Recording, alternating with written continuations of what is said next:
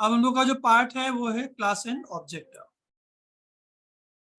ठीक, class and object जब हम लोगों ने पढ़ा था तो हमने तुमको ये बताया था कि क्लास एक बेसिकली सिंपली एक टेम्पलेट होता है और ऑब्जेक्ट उसको रिप्रेजेंट कर रहा होता है।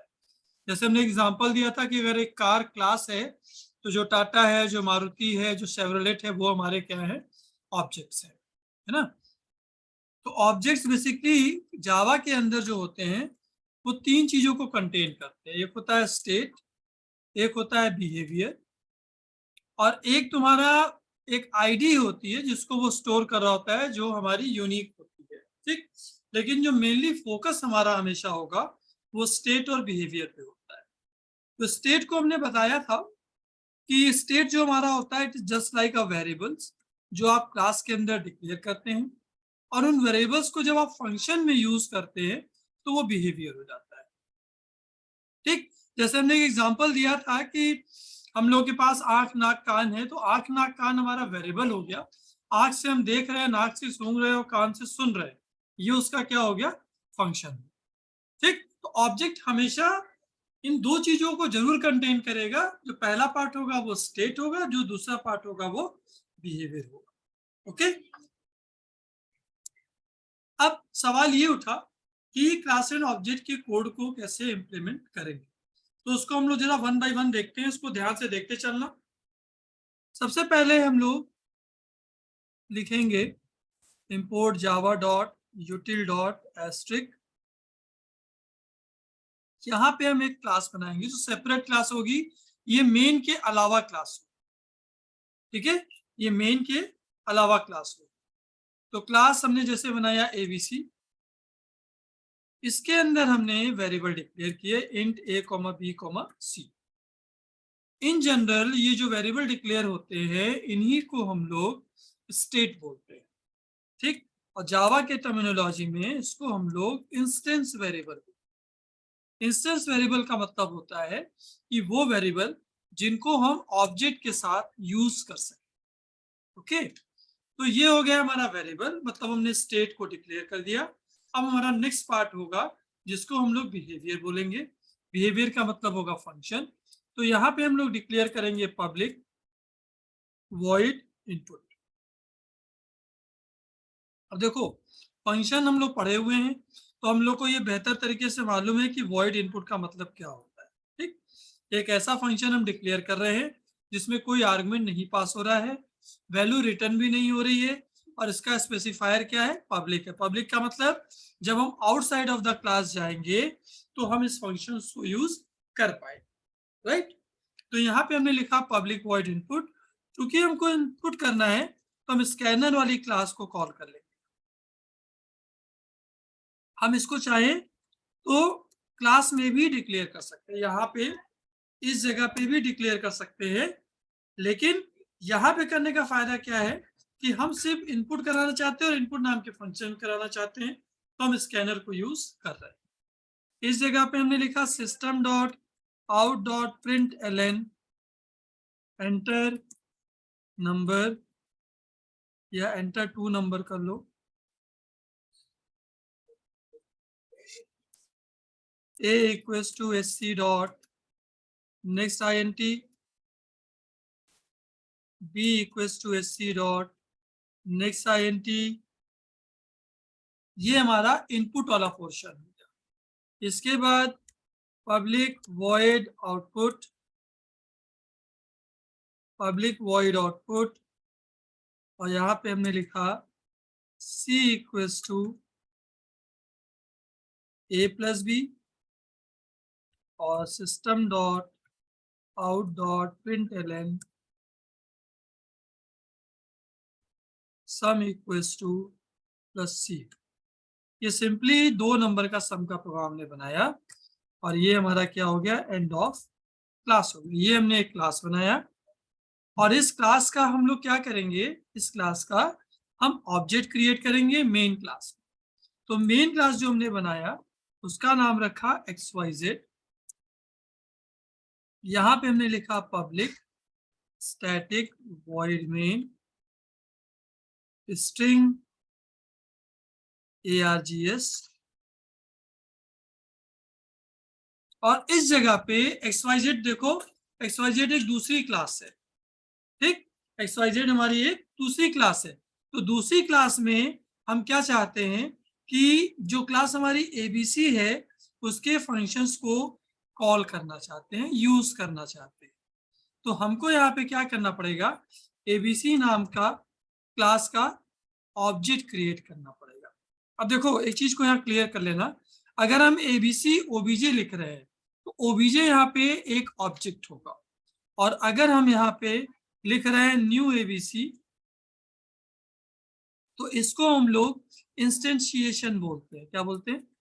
इंस्टेंशिएशन, ठीक। मतलब हम ABC नाम की क्लास की एक मेमोरी क्रिएट करें। देखो इसको आगे जाके हम लोग देखेंगे, ये हमारा डिफॉल्ट कंस्ट्रक्टर होता है, ठीक। न्यू कीवर्ड जो होगा वो मेमोरी को अलोकेट करेगा। किसकी मेमोरी अलोकेट करेगा? ABC की। ABC में क्या है? A, B और C नाम का तीन वेरिएबल है। अच्छा, इंटीजर जो होता है वो जावा में 4 बाइट लेता है, ठीक। तो ये तकरीबन 12 बाइट्स, तकरीबन क्या 12 बाइट्स की ही जगह बनाएगा। यहाँ पे जो मेमोरी अलोकेट होगी वो 12 बाइट्स की मेमोरी अलोकेट होगी और वो OBJ में आ जाए। मतलब हमारा ये प्रोग्राम ABC के सारे फंक्शंस को यूज करने के लिए तैयार है और उसने 12 बाइट की मेमोरी क्रिएट कर ली, ठीक।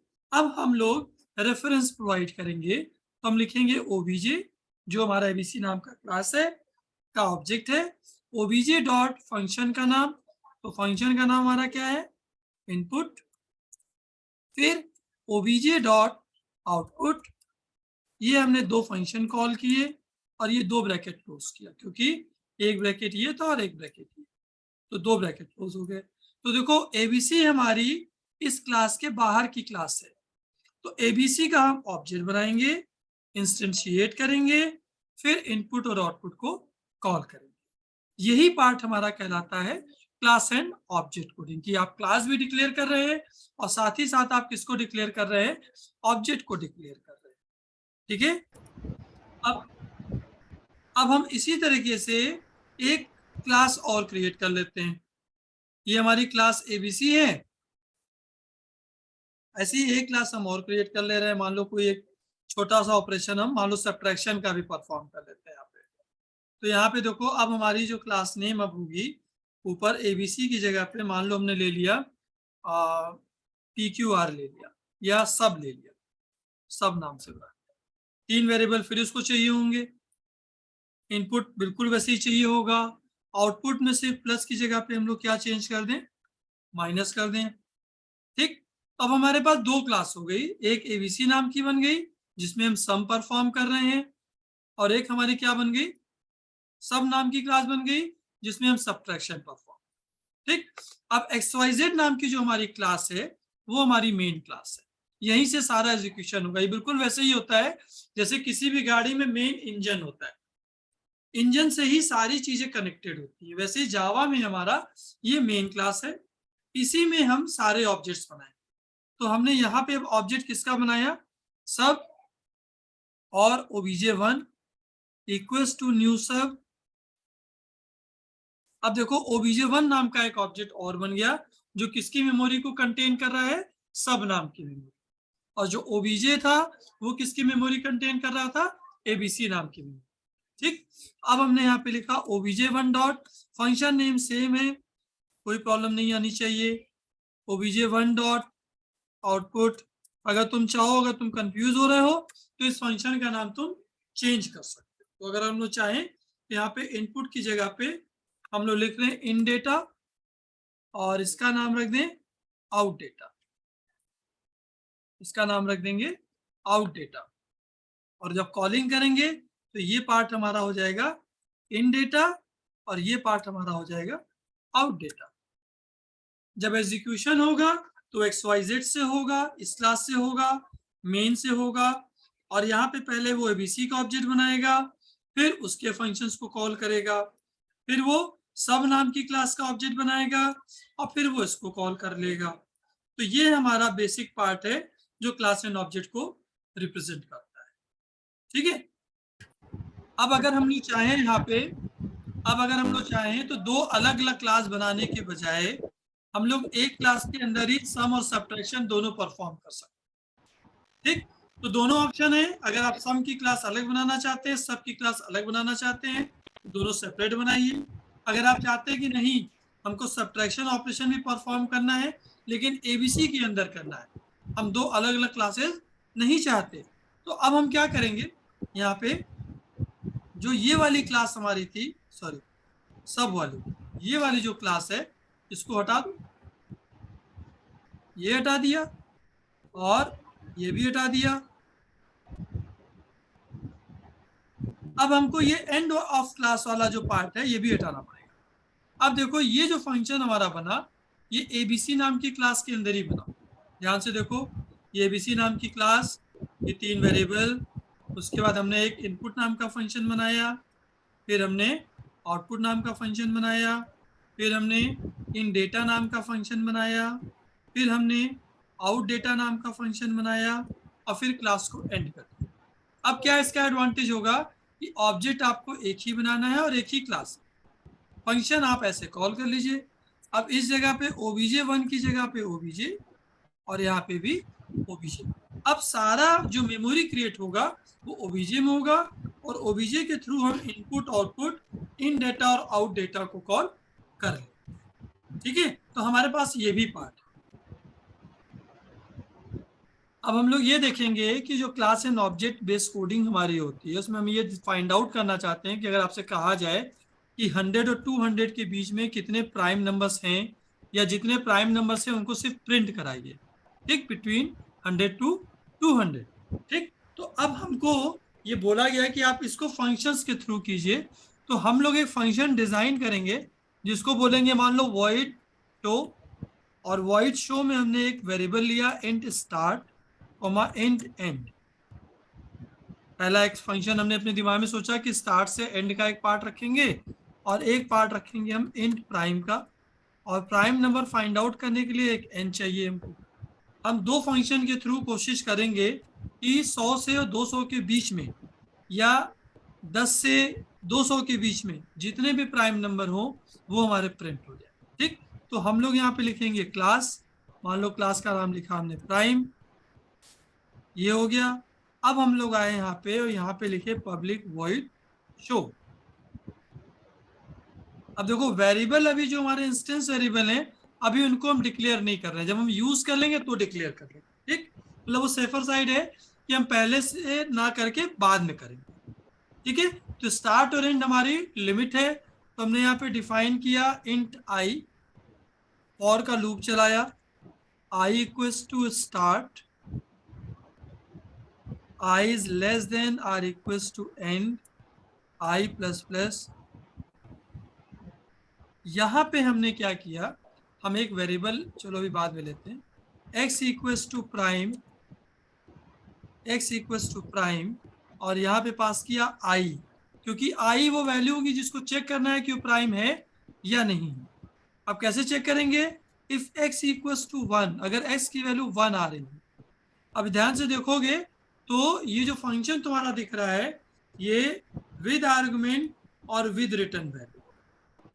ठीक, तो अब इफ x इक्वल्स टू 1, अगर x की वैल्यू 1 आ रही है तो system dot out dot print LN, और प्रिंट एलएन में हमने लिखा प्राइम नंबर और प्लस क्या लिखा i, क्योंकि i वो प्राइम नंबर होगा।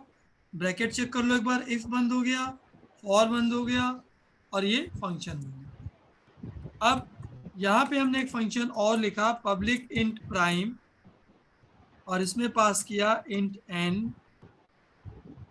अब देखो यहाँ पे हमारा प्राइम नंबर का प्रोग्राम बनेगा, तो यहाँ पे हम लोगों ने एक वेरिएबल ले लिया c इक्वल्स टू 0, हम काउंट करेंगे कि कितने नंबर ऑफ फैक्टर्स हैं।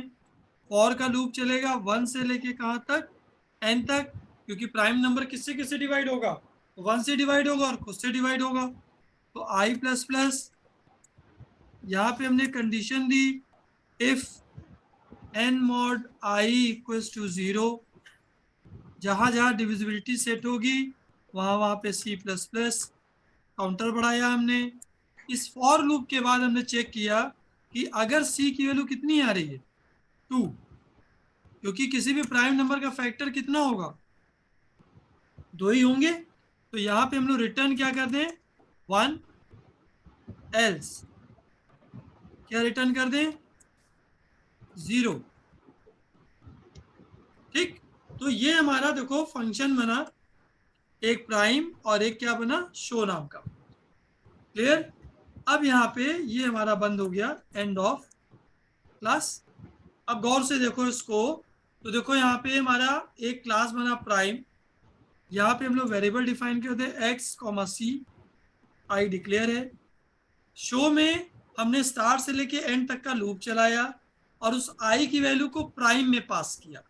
अब प्राइम हमारा एक फंक्शन है जिसमें आई की वैल्यू जा रही है। अब मान लो यहाँ पे स्टार्ट की वैल्यू 3 है, तो प्राइम में 3 पास होके जाएगा। जब 3 पास होके जाएगा तो एन में आएगा, एन को चेक करेगा कि 3 हमारा प्राइम है कि नहीं है। तो 3 डिविजिबल किससे किससे होगा, एक 1 से डिविजिबल होगा, 3 से डिविजिबल होगा। तो 2 बार कंडीशन ये ट्रू होगी, तो सी की वैल्यू 2 बार बढ़ेगी, तो सी की वैल्यू कितनी आ जाएगी, 2 आ जाएगी।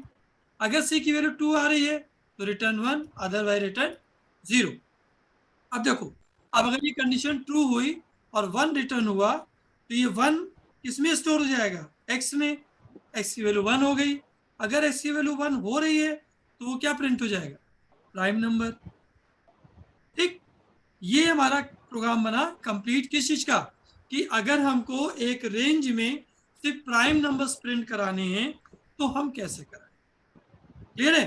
तो यहाँ पे हम लोग अगर चाहें तो यहाँ पे लिख सकते हैं inter start and and value. यहाँ पे inter start and and value ये दे दिया हमने, एक्स और वाई इनपुट करा लिया। ये फंक्शन कॉल कर रहे हैं, तो यहाँ पे फंक्शन अब कौन सा कॉल होगा, शो नाम का फंक्शन कॉल होगा। एक्स और वाई की वैल्यू चली जाएगी। ठीक, और इसको हटा दो यहाँ से। अब देखो मेन में जब रन होगा तो 2 वैल्यूज मांगेगा हमसे, स्टार्ट और एंड। शो में स्टार्ट और एंड की वैल्यू जाएगी, तो किसमें स्टोर होगी, स्टार्ट और एंड में, एक्स और वाई की वैल्यू। यहाँ से लूप चलेगा, यहाँ से लूप चलने के बाद वो प्राइम में नंबर को पास करेगा और फिर प्रिंट कर देगा। ठीक, हम तुमको एक बार रन करा रहे हैं, फिर इसको समझना। देखो कंसोल वाली स्क्रीन दिख रही है। हाँ जी दिख रही है सर। अब देखो जावा सी हमने किया। अब देखो वेरिएबल्स में प्रॉब्लम है। प्रॉब्लम क्या है कि हम लोगों ने डिक्लेयर नहीं किया है। तो हम लोग यहाँ पे एक आई डिक्लेयर भी कर लें, फिर से रन कराएं। ओबीजे डॉट शो में एरर आ रहा है कि मेथड शो उसको नहीं मिल रहा है। हमारे क्लास का नाम क्या है, फंक्शन का नाम शो है। अच्छा, क्लास का नाम प्राइम है, तो यहाँ पे हमको क्या लिखना पड़ेगा, प्राइम। और यहाँ भी क्या लिखना पड़ेगा, प्राइम। अब हम फिर से रन कराते हैं इसको, अब रन हो जाएगा। देखो ये रन हो गया। अब हमने लिखा जावा XYZ। देखो स्टार्ट और एंड की वैल्यू बोल रहा है, तो हमने स्टार्ट की वैल्यू 3 दे दी और एंड की वैल्यू 10 दे दी। तो 3 से 10 के बीच में कितने प्राइम नंबर होंगे, 3 होगा, 5 होगा, 7 होगा, यही तो होंगे। तो यस। देखो 3, 5 और 7 आ गया, आ गया। अगर मान लो हमने यहाँ पे दे दिया 3 और यहाँ दे दिया 100, तो देखो 3 से लेके 100 के बीच में जितने भी प्राइम नंबर होंगे वो प्रिंट हो जाएंगे। तो प्राइम नंबर का एक फंक्शन बनाया और उसको एग्जीक्यूट करा दिया हमने। क्लियर हो गया। Sir programme